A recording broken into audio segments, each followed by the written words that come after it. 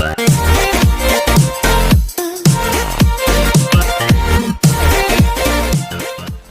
Students, maths by MK ની lecture સિરીઝમાં આપનું સ્વાગત છે।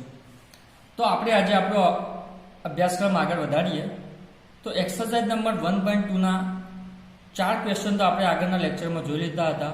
હવે આપણે પાંચમા ક્વેશ્ચન પર આવીએ। તો પાંચમો ક્વેશ્ચન શું કહે છે? સાબિત કરો કે ચિહ્ન વિધેય એટલે કે ઇંગ્લિશમાં તેને સિગ્નમ વિધેય કહેવામાં આવે છે, જે આપેલું છે r થી r પર અને વિધેય શું છે 1 0 અને -1। 1 ક્યારે લેવાનું? જ્યારે ગ્રેટર ધેન 0 હોય x ઇઝ ઇક્વલ ટુ 0 હોય તો 0 લેવાનું, લેસ ધેન 0 હોય તો -1 લેવાનું। એક એક અને વ્યાપ્ત બંને નથી તે ચકાસવાનું છે। અહીં આપણે જોઈ શકીએ છીએ એક એક અને વ્યાપ્ત નથી, તો આપણને ખબર છે। જુઓ અહીંયા હું બતાવું, આપણું વિધેય f છે, r થી r પરનું વિધેય છે। અહીંયા શું કહે છે? અહીંયા લૂ લઈ લો, -1 -2 0 1 2 3 અને અહીંયા શું છે -1 0 1 2 3। તો અહીંયા શું કહે છે કે બધા જ ગ્રેટર ધેન 0 હોય છે એના માટે શું જવાબ આવે છે? એટલે કે 1 આવે છે। ગ્રેટર ધેન 0 માટે 1 ઉપર જવાનું। તો અહીંયા તમને દેખાઈ જાય છે ગ્રેટર ધેન થઈ જ જાય છે, અહીંયા બની જ જાય છે।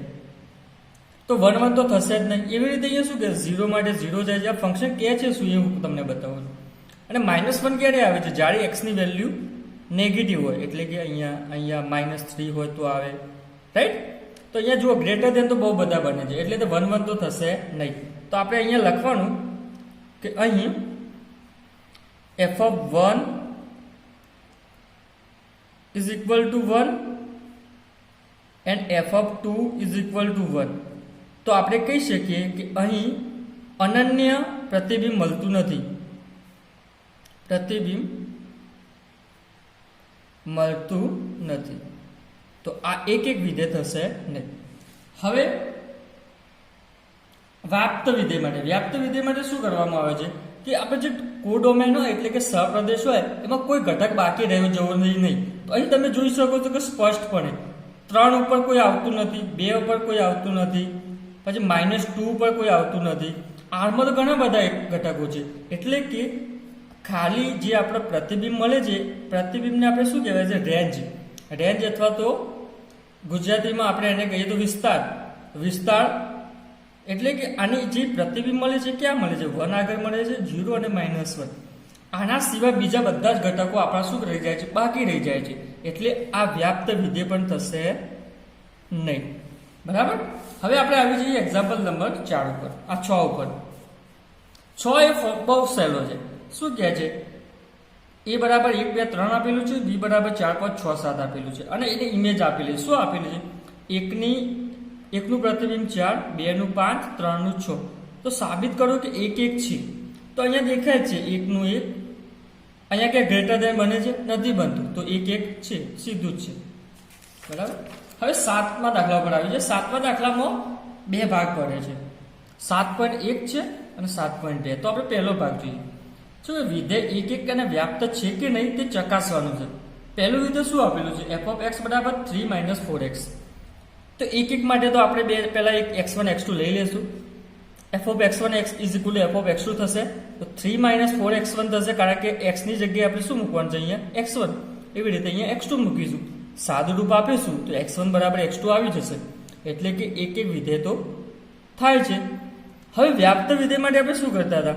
આપણને ખબર છે, પહેલા તો ફંક્શન આપણે લઈ લીધું, એમાં જે f(x) ને y કહી દીધું। હવે x ને મેં કરતા બનાવ્યું, તો મને x ને શું મળ્યું? 3 - y/4 મળ્યું, બરાબર? અહીંયા આટલું મળ્યું આપણને। તો અહીંયા આપણે જોઈ શકાય છે કે y ની બધી જ કિંમતો માટે અહીંયા ફંક્શન આપણું જે આપેલું છે વિધેય r થી r આપેલું છે। તો y ની આપણે કોઈ પણ કિંમત લેશું, એના માટે આપણને x તો જે પણ મળશે એ શામાં આવતો હશે? r માં આવતો જ હશે। આગળના દાખલામાં આપણે જોયું હતું કે x બરાબર ગમે તે આવતું હતું, તે અંડરરૂટમાં આવતું હતું, તમને ખ્યાલ હોય તો અંડરરૂટમાં ગમે તે y આવતું હતું। તો એના માટે આપણે શું કરતા હતા કે અંડરરૂટ y ની જગ્યાએ -2 ધારી લઈએ, તો -2 ધારશું તો શું થશે? આ કોમ્પ્લેક્સ નંબર થઈ જશે। જે x ની વેલ્યુ આવશે એટલે સંકર સંખ્યા થઈ જશે। તો સંકર સંખ્યા થાય એ r માં હોય નહીં, એ તો c માં હોય। એટલે આગળના દાખલામાં આપણે નહોતું થતું, પરંતુ અહીંયા તમે જોયું અંડરરૂટ નથી આવતું, કંઈ કે ઘનમૂળ નથી આવતું, તો આસાનીથી જોઈ શકાય છે કે આ માટે આપણને બધું જ મળશે. તો આપણે એની જે વ્યાખ્યા છે એ લખીએ કે બધા જ એને ઇંગ્લિશ અથવા તો ચિહ્નમાં આવી રીતે લખાય, ફોર એવરી કહેવાય. y બિલોંગ્સ ટુ r માટે સપ્રદેશના એલિમેન્ટ માટે x બિલોંગ્સ ટુ r એટલે પ્રદેશ મળે છે કે જેથી f ઓફ x બરાબર y થાય. આ મેં વ્યાખ્યા જ લખી છે કારણ કે મને ખબર પડી ગઈ છે કે આ વ્યાપ્ત વિધેય છે. તો f એ વ્યાપ્ત વિધેય છે, બરાબર. એટલે કે અહીં એક અને વ્યાપ્ત વિધેય બંને છે, બરાબર. તો અહીં આપણું જે વિધેય બન્યું એ એક અને વ્યાપ્ત બંને થયું, બરાબર. હવે આવી જઈએ સાતમાના બીજા પ્રકાર ઉપર. તો અહીંયા શું કહે છે, 1+x² આપેલું છે ફંક્શન, ત્યાંથી કે આનું r થી આવ્યું. તો આપણે જોવાનું છે કે ચકાસવાનું છે કે એક અને વ્યાપ્ત થશે. તો અહીંયા જુઓ તમે, આપણે ડેફિનેશન પ્રમાણે જઈએ તો બી ચાલે. f ઓફ x1 x2 તો શું આવશે છેલ્લે, x1² બરાબર x2² આવ્યું, તો x1 બરાબર ± x2 આવ્યું. આ તો ચાલે નહીં, એટલે એક વિધેય થશે નહીં. અથવા તો તમે બીજી રીતે વિચારી શકો છો, એક એક્ઝામ્પલ આપી શકો છો. તમને ખબર છે કે જો પ્રૂફ ના કરવું હોય એના માટે તમે એક એક્ઝામ્પલ આપો કે આ એક્ઝામ્પલ માટે પ્રૂફ નથી થતું, તો એ આખો દાખલા માટે પ્રૂફ થશે નહીં, એમ કહી શકાય. તો અહીંયા જો f(2) લઉં હું તો શું આવશે, 1+ આપણું ફંક્શન વિધેય શું આપેલું છે 1+x², તો 1+2² લઈશું તો શું આવશે 5. એવી રીતે -2 લઈશ તો પણ 5. એટલે કે 2 અને -2 નું ઇમેજ જે આપણે પ્રતિબિંબ કહેવાય એ એક જ આવે છે, એટલે કે ગ્રેટર દેન અહીંયા બને છે. તો 1 1 તો આમે નહીં થાય, એ તો દેખાય છે. હવે ઓન ટુ માટે એટલે કે 1 1 એટલે એક કહેવાય ઇંગ્લિશમાં. હવે આવી જઈએ આપણે વ્યાપ્ત વિધેય માટે. તો જૂની રીત આપણે આવી જઈએ, y બરાબર 1+x², એવી રીતે આપણે x ને કરતા બનાવ્યો તો આપણી પાસે આ આવ્યું. હવે સિમ્પલ છે, x બરાબર તે -2 મૂકો અથવા -1 મૂકો, -3 મૂકો. ચલો આપણે -2 મૂકી જોઈએ તો શું આવશે, x બરાબર, આવા દાખલા આપણે આગળ પણ બહુ કરી દીધા. -2 મૂકીશ તો શું આવશે અંદર -3. તો અહીંયા તમને જો સાદું રૂપ આપશો છેલ્લી વારનું તો શું આવશે 3 અને અહીંયા આયોટા બાર આવશે. આગળ મેં આને વિશે કરેલું છે. તો આ x ની વેલ્યુ શું આવી, કોમ્પ્લેક્સ એટલે કે સંકર સંખ્યા આવી, સંકર સંખ્યા. અને આ જે સંકર સંખ્યા છે x એ r માં આવતી નથી, એટલે આપણે સાબિત કરી દીધું કે y બરાબર -2 માટે અથવા તો સંગત x માં કોઈ ઘટક મળતો નથી કે જેથી શું થાય, f ઓફ x બરાબર y થાય, એવું આપણને મળતું નથી. તેથી આપણે કહી શકીએ કે આ વિધેય વ્યાપ્ત વિધેય નથી, બરાબર. હવે આપણે આઠમા પર આવી જઈએ. આઠમામાં આપણને બતાવવાનું છે f ઓફ a અને b આપેલા છે, ગણ આપેલા છે, બરાબર. સાબિત કરો કે આપણું જે વિધેય આપેલું ક્યાંથી આપેલું છે, a × b થી b × a નું આપેલું. જો અહીંયા a × b છે, અહીંયા b × a. તો f ઓફ ab બરાબર ba થાય છે, જે આપણું વિધેય છે. તો વ્યાખ્યાત એક અને વ્યાપ્ત છે એવું આપણે સાબિત કરવાનું છે. સાબિત કરવા માટે તો આપણે વ્યાખ્યાત લખવાની છે. પહેલા આપણે જે આપેલું છે એ લખી દીધું. હવે મેં એક માટે તમને ખબર શું હોવું જોઈએ, પહેલા x1 અને x2 લઈ લેતા હતા આપણે, અને f ઓફ x1 અને f ઓફ x2 બરાબર કરતા હતા, અને x1 બરાબર x2 આપણે લાવતા હતા. એવી રીતે મેં અહીંયા બે લઈ લીધા છે, a1 b1 અને a2 b2, કારણ કે a × b ના એલિમેન્ટ આવા જ હશે, બરાબર. શામાંથી લીધા, a × b માંથી. તો a1 તો આપણે લખી f of a1 b1 is equal to f of a2 b2. તો આપણું વિધેય શું છે, ab હોય તો ba, તો એટલે a1 b1 છે તો b1 a1, a2 b2 છે તો b2 a2, બરાબર. અહીં તો આપણે જોઈ શકાય છે આવી રીતે હોય તો આપણે આવું લખી શકીએ, b1 બરાબર b2 અને a1 બરાબર a2 લખી શકાય. એટલે મેં લખ્યું અહીંયા a1 બરાબર a2, b1 બરાબર b2. તો હું સીધું લખી લઉં છું, અહીંયા તમે જોઈ શકો છો. તો આપણે લખીએ અહીંયા શું થશે, a1 b1 બરાબર, તો આપણે a1 બરાબર શું છે, a2 છે, અને b1 બરાબર શું છે, b2. તો આવી રીતે લખી શકો, એ જ મેં અહીંયા લખ્યું છે, જુઓ, બરાબર. તો એનો મતલબ શું થયું કે આપણે f ઓફ a1 અને a2, a1 b1 અને f ઓફ a2 b2 લીધા હતા, અને a1 બરાબર a1 b1 બરાબર a2 b2 લાવી દીધું. તો આપણે શું કહીએ કે એક વિધેય છે. હવે વ્યાપ્ત વિધેય માટે આવી જઈએ. અહીંયા આપણને ખબર છે સાબિત કરવાની વ્યાપ્ત વિધેય. તો વ્યાપ્ત વિધેય સાબિત કરવા માટે આપણે શું લખીએ છીએ, વ્યાખ્યાત લખીએ છીએ. તો વ્યાખ્યામાં શું આવશે, BA belongs to B cross A, યાની કે સહપ્રદેશમાંથી આપણે કોઈ એલિમેન્ટ લીધો BA, જેમાં B શું છે કેપિટલ B માં છે અને A શું છે કેપિટલ A માં છે, એ તો આપણને ખબર છે. તો આપણે શું લખી શકાય, એટલે કે BA belongs to B cross A માટે અહીંયા વ્યાખ્યાત લખી છે તમે જુઓ, સંગત AB belongs to A cross B મળે કે જેથી f ઓફ AB બરાબર BA થાય. તો આપણે શું કહી શકીએ, વ્યાપ્ત વિધેય છે, આપણે સાબિત કરવાનું છે. તો આપણે સાબિત કરી દીધું. હવે આવી જઈએ આપણે એક્ઝામ્પલ નંબર 9 ઉપર. એક્ઝામ્પલ નંબર 9 અહીંયા છે કે જે ફંક્શન આપેલું છે n થી n. શું આપેલું છે, f ઓફ n બરાબર n+1/2 જો n અયુગ્મ હોય, n/2 જો n યુગ્મ હોય. તો ચકાસો વિધેય f એ એક વ્યાપ્ત છે કે નહીં તે ચકાસો. તો એક માટે તમે જોઈ શકો છો, એક માટે જો હું f ઓફ 1 મૂકું, f ઓફ 1, તો 1 એટલે અયુગ્મ સંખ્યા કહેવાશે, એટલે આપણે આડે ફંક્શન લેવું પડશે. તો શું આવશે, n+1/2. n બરાબર 1 મૂકું છું, 1+1/2 એટલે કેટલું આવ્યું, 2 આવ્યું. હવે f ઓફ 2 મૂકું, 2 એટલે શું થશે, અયુગ્મ, આ અયુગ્મ અને 2 એટલે યુગ્મ. તો યુગ્મ માટે આપણે આનો યુઝ કરવો પડશે, એટલે કે n/2. n બરાબર અહીંયા આપણે 2 લીધા છે, તો 2/2. અહીંયા 1 આવશે, અહીંયા પણ 1 આવે. એટલે આપણે જોઈ શકીએ છીએ કે ફંક્શનમાં એટલે કે વિધેયમાં 1 અને 2 ની વેલ્યુ શું આવે છે, એક જ આવે, સરખી જ આવે છે. તો આ તો શું બન્યું, ગ્રેટર ધેન બન્યું. તો 1 તો થશે નહીં. હવે આવી જઈએ આપણે વ્યાપ્ત વિધેય માટે. તો આપણે વિસ્તારની તમને કદાચ યાદ હોય તો ડેફિનેશન શું કહે, સપ્રદેશના એવા ઘટકો જે પ્રદેશના પ્રતિબિંબ હોય. એટલે સપ્રદેશના એવા ઘટકો જે પ્રદેશના પ્રતિબિંબ હોય. અહીંયા તમે જુઓ 1 શું છે, પ્રતિબિંબ છે પ્રદેશનું, એટલે કે 1 ને આપણે શું કહી શકીએ, વિસ્તાર કહી શકીએ.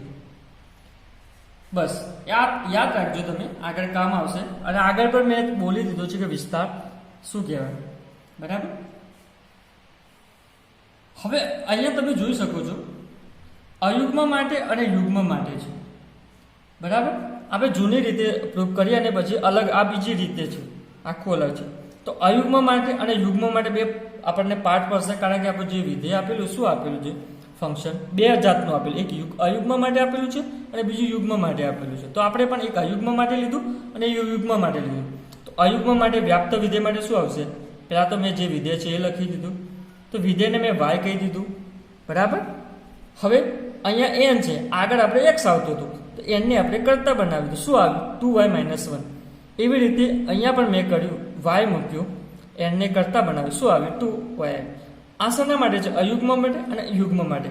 હવે તમે જુઓ આ શું છે, x ની બધી કિંમતો છે, x ની કિંમતો જ છે, આ પણ x ની કિંમતો છે. અહીં તમે જોઈ શકો છો આ શું છે, 2y-1. આપણને ખબર છે કે જો આપણે સાંકેતિક ભાષામાં કોઈ અયુગ્મ સંખ્યાઓ દર્શાવીએ તો આપણે આવી રીતે દર્શાવતા 2n-1, અને યુગ્મ સંખ્યાઓ દર્શાવી હોય તો 2n દર્શાવતા. ખબર છે તમને. તો એવી રીતે અહીંયા 2y-1 અને 2y, એટલે કે આ બધી શું છે, અયુગ્મ સંખ્યાઓ છે, આ બધી યુગ્મ સંખ્યાઓ છે. તો આપણું જે વિધેય આપેલું છે એ ક્યાંથી ક્યાંનું આપેલું છે, નેચરલ નંબરથી નેચરલ નંબર. તો આપણને શું મળે છે, જે અહીંયા પાછું n માં મળે છે એ બધું શું મળે, એક યુગ્મ સંખ્યાઓ મળે છે અને અયુગ્મ સંખ્યાઓનો આખો ગણ મળે છે.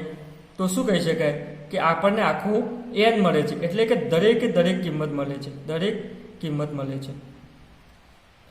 એટલે કે આપણે જાણી શકીએ છીએ કે જે આપણો સહપ્રદેશ હોય છે, સહપ્રદેશ એમાં કોઈ પણ ઘટક બાકી રહેતો નથી. તો આપણે વ્યાપ્ત વિધેય કહી શકીએ. હવે એવી રીતે નીચે આવી જઈએ, જે બીજું છે આ સાદી રીત છે. એમાં શું કહે છે, આપણને ખબર છે કે f નો વિસ્તાર શું છે, n, અને સહપ્રદેશ પણ શું છે, n. મેં n વિસ્તાર વિશે તમને શું કીધું, સહપ્રદેશના એવા ઘટકો જે પ્રદેશના પ્રતિબિંબ હોય, એટલે કે જેના ઉપર તીર વાગ્યું હોય એવા બધા જે ઘટકો છે એને વિસ્તાર કહેવામાં આવે છે. તો અહીંયા તમે જોઈ શકો છો જે આપણું વિધેય આપેલું છે એ શું આપેલું છે, એક યુગ્મ માટે આપેલું છે ને અયુગ્મ માટે આપેલું છે. તો આપણને ખબર છે યુગ્મ સંખ્યાઓ અને અયુગ્મ સંખ્યાઓનો આપણે યોગગણ કરીએ તો આપણને શું મળશે, n જ મળશે. એ પછી પોઝિટિવ આપણે લેવાની, બધી ધન પૂર્ણાંકો લેવાની, તો n જ મળશે. તો અહીંયા પણ શું છે, એ જ કહે છે કે f નો વિસ્તાર જે મળે છે, આપણે જે ફંક્શન એટલે કે આપણે જે વિધેય એપ્લાય કરીએ છીએ એના પછી જે જે આગળ તીરો વાગે છે એ આખો n છે અને આપણો સહપ્રદેશ n છે, એટલે કે આપણે કહી શકીએ કે જેટલા બી ઘટકો છે આપણા સહપ્રદેશમાં એ બધાને તીર વાગેલું હોય છે. તો આપણે કહી શકીએ કે f એ વ્યાપ્ત છે. બરાબર. હવે 10મા ઉપર આવી જઈએ. 10મામાં કહે છે f બરાબર r-3, જ્યાં a આપેલો છે અને b r-1. a થી b નો વિધેય છે. વિધેય આપણને આપેલું છે x-2 x-3. તો અહીંયા જોઈ શકો છો ક્યાંથી ક્યાં a થી b. a શું લેવાનું છે r-3 અને b r-1. અહીં તમે જોઈ શકો છો કે -3 કેમ લીધું અને -1 કેમ લીધું હું તમને બતાવીશ. બરાબર. આપણે વિધેય શું આપેલું છે x-3. હવે જુઓ આપણને ખબર છે x શામાંથી લઈએ છીએ આપણે પ્રદેશમાંથી લઈએ છીએ. જો પ્રદેશમાં હું 3 અહીંયા લઈ લઉં x ની જગ્યાએ 3 તો શું થઈ જશે x-2/3 - 3 એટલે કે x-2/0 એટલે કે શું થઈ જશે અહીંયા 3 મૂકી દો તો અહીંયા 3 મૂકો તો 1/0 આવશે. તો આ તો ઇન્ફાઇનાઇટ થઈ ગયું અને ઇન્ફાઇનાઇટ વિશે આપણે કશું વાત કરી શકતા નથી, એટલે r-3 અહીંયા પ્રદેશ લીધો છે, એમને એમ નથી લીધો. બરાબર. હવે આપણે આવી જઈએ મેન મુદ્દા ઉપર. તો 1 માટે શું થવું જોઈએ x1 x2 belongs to a માટે f(x1) બરાબર f(x2) લઈ લીધું વ્યાખ્યા પ્રમાણે. તો x1 ને આપણું જે વ્યાખ્યા શું છે આપણું વિધેય x-2 x-3. તો અહીંયા શું છે x1 - 2 x1 - 3. એવી રીતે x2 - 2 x2 - 3. હવે અહીંયા આપણે આમ ગુણાકાર કરી લઈએ અને સાદું રૂપ આપીશું તો શું મળશે આપણને લાસ્ટમાં x2 બરાબર x1 એટલે કે x1 બરાબર x2 જ મળશે. બરાબર. તો આ વિધેય છે શું થઈ જશે એક તો થઈ જશે આપણી વ્યાખ્યા પ્રમાણે. હવે આપણે આવી જઈએ વ્યાપ્ત વિધેય માટે. તો વ્યાપ્ત વિધેયમાં તમે જોઈ શકો છો આપણું વિધેય શું આપેલું છે y બરાબર f(x) બરાબર x-2 x-3. અને મેં હવે y ને કરતા બનાવીશું તો x બરાબર શું મળશે આ કરતા તમે જાતે બનાવી લેજો. બરાબર. 3y - 2/y-1 મળશે. સાદું છે કરતા બરાબર આટલું આપણને મળશે. હવે આપણે જોવાનું છે કે અહીંયા અહીંયા જો જે b આપેલો છે -1 કેમ આપેલું છે કારણ કે જો તમે અહીંયા y ની જગ્યાએ હું 1 મૂકીશ તો શું થશે 1 - 1 અને ઉપર જે પણ હોય એટલે કે 1/0 જેવું થશે એટલે ઇન્ફાઇનાઇટ થશે એટલે 1 લેવાનો નથી. અહીંયા ના પાડી છે ચોખ્ખી. તો અહીં આપણે જોઈ શકીએ છીએ કે દરેકે દરેક વેલ્યુ માટે y ની વેલ્યુ માટે આપણને x મળશે અને x શામાંથી લેવાનો છે r-3 માંથી. બરાબર. તો વ્યાપ્ત વિધેય માટે આપણે શું કહીએ છીએ કે for every y belongs to r માટે આપણે જે વ્યાખ્યામાં લખતા હતા ધેટ એક્ઝિસ્ટ x બરાબર અહીંયા શું છે 3y - 2/y-1 સચ ધેટ આ લખી દેવાનું f(x) x બરાબર શું છે r. તો તમે અહીંયા જુઓ 3y - 2/y-1 છે અને આપણું ફંક્શન જે આપેલું છે વિધેય શું છે x-2 અને x-3. એટલે પેલા x લખવાનો તો x આપે લખ્યો પછી -2 લખવાનું તો -2 લખ્યો. એવી રીતે જે x લખવાનો તો x આપે લખ્યો અને -3 કરવાનું -3 કરવાનું. તો આનું સાદું રૂપ આપશું તો લાસ્ટમાં આપણને y વધશે. એટલે કે આપણે સાબિત કર્યું વ્યાખ્યા પ્રમાણે કે આ વ્યાપ્ત વિધેય થાય છે. અહીંયા તમે જોવાનું કે જો under root square root cube root એટલે કે ઘનમૂળ વર્ગમૂળ એવું આવતું નથી ને. તો આવે તો જ આપણે થોડું વ્યાપ્ત વિધેય માટે વિચારવાનું, નહીં તો મોસ્ટ ઓફલી કેસમાં આવું સાદું આવતું 3y - 1 y-1 તો મોસ્ટલી વ્યાપ્ત વિધેય થઈ જશે. બરાબર. હવે આવી જઈએ આપણે અગિયારમાં દાખલા ઉપર જે આપણો ઓપ્શન છે. બરાબર. વિકલ્પ છે. તો વિકલ્પ ગમે તે હોય પહેલા આપણે શું કરવા છે એક વિધેયને અને વ્યાપ્ત વિધેય માટે જોવાનું છે. તો એક વિધેય માટે શું કરીશું x1 x2 belongs to r માટે આપણને એક વિધેય ખબર છે હું ડાયરેક્ટ કરી દઉં છું. બરાબર. x2⁴. તો હવે x1 બરાબર શું આવશે +or-x2 જ આવશે કારણ કે આપણે વર્ગમૂળ લેશું તો +or- કરવું પડશે એટલે કે એક વિધેય તો નથી. બરાબર.